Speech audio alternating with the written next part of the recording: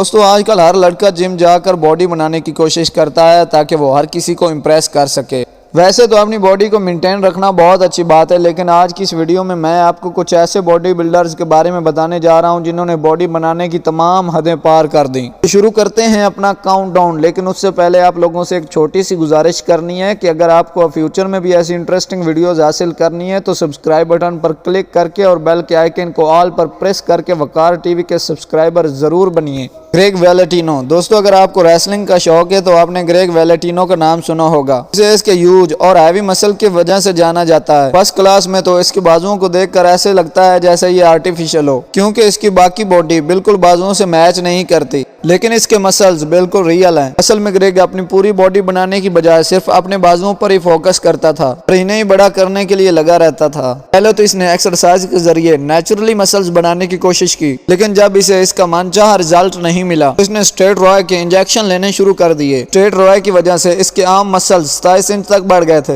لیکن یہ اتنا بے وقوف تھا کہ کئی دن تو یہ اپنے آپ کو ایک ہی نیڈل سے انجیکشن لگاتا رہتا تھا۔ ایک دن اس کے مسل کے اوپر اتنا بڑا پاپ بن گیا کہ ڈاکٹر نے اسے نکالنے کے لیے گریگ کے بڑے ہوئے مسل کو ہی کاٹ دیا۔ اصل میں یہ بندہ ڈولوں شولوں کو کچھ زیادہ ہی سیریس لے گیا تھا۔ اینی وے اس کا رزلٹ واقعی ٹیریفائنگ تھا۔ ٹریور سمیتھ، دوستو ٹریور سمیتھ ایک امریکن باڈی بلڈر تھا۔ ویسے تو اس کی باڈی کسی مونسٹر سے کم نہیں تھی، لیکن کبھی بھی اس نے کسی کمپٹیشن میں حصہ نہیں لیا تھا۔ اصل میں یہ صرف شوقیہ باڈی بلڈنگ کرتا تھا۔ اس کا ایک خود کا جم تھا جہاں یہ لوگوں کو ٹرین کرتا تھا، لیکن اس کی باڈی اتنی ہیوج تھی کہ عام بندے کو پہلی بار دیکھنے پہ تو خوف آ جاتا تھا۔ اتنے بڑے مسل ہونے کے باوجود بھی ٹریور اسے اور بڑھانا چاہتا تھا۔ یہ ڈیلی ایکسرسائز کرتا، ایون کہ اسٹیرائڈ بھی لیتا تھا تاکہ اس کے مسلز اور زیادہ گرو ہو سکیں، لیکن انفارچونیٹلی اسٹیرائڈ کا اثر ڈائریکٹلی اس کے ہارٹ پر ہوا اور ایک دن جم میں ورک آؤٹ کرتے ہوئے اسے ہارٹ اٹیک ہو گیا، جس سے اس کی موت واقع ہو گئی۔ اینی وے جو بھی ہو، باڈی بلڈنگ کا جنون انسان کو موت کی گھاٹ بھی اتار سکتا ہے۔ مصطفیٰ اسماعیل، دوستو مصطفیٰ اسماعیل ایک ایجپشین باڈی بلڈر ہے جو کہ اپنے ہیوج آرمز کی وجہ سے بہت زیادہ فیمس تھا۔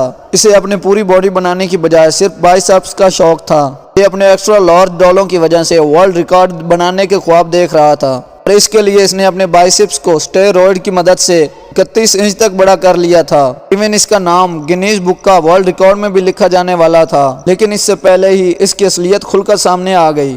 اس نے یہ بائسپس ایکسرسائز کی نہیں بلکہ اسٹیرائڈ کی مدد سے بنائے ہیں۔ اب بندہ 2 نمبری کر کے فیمس ہونے کی کوشش کرے گا تو ایسا تو ہوگا ہی۔ بگ ریمی، دوستو بگ ریمی باڈی بلڈنگ کی دنیا کا ایک ایسا نام ہے جسے کسی انٹروڈکشن کی ضرورت نہیں۔ یہ ایک ایجپشین IFBB کا باڈی بلڈر ہے۔ اس کی عمر 38 سال اور اس کا وزن 134 kg ہے۔ ریمی کا اصل نام محمد حسن ہے، لیکن بائی پروفیشنل اسے لوگ بگ ریمی کے نام سے جانتے ہیں۔ اسے یہ نام اس وقت دیا گیا تھا جب 2020 میں اس نے مسٹر اولمپیا کا ایوارڈ جیتا تھا۔ اصل میں یہ دنیا کا پہلا عرب افریقن تھا جس نے یہ ایوارڈ جیتا تھا، اس لیے اس کے فینز نے اس کا نام بگ ریمی رکھ دیا۔